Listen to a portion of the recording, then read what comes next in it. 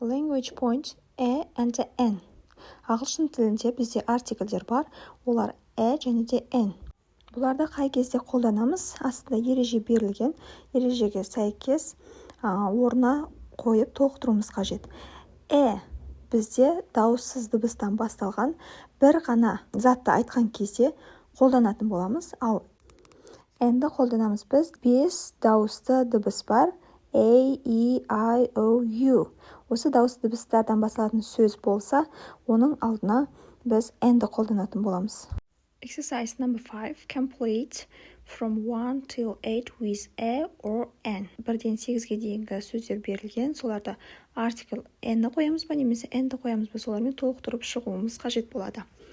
The first, дауысты дыбыс болғандықтан алдына n қоямыз.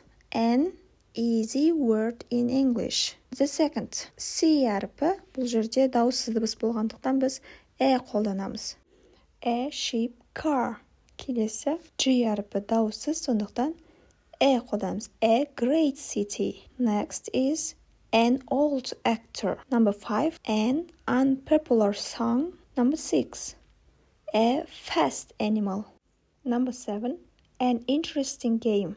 Number 8, a boring color. Видео пайдалы және ұнаған болса, тіркеліп, лайк басуды ұмытпаңыз.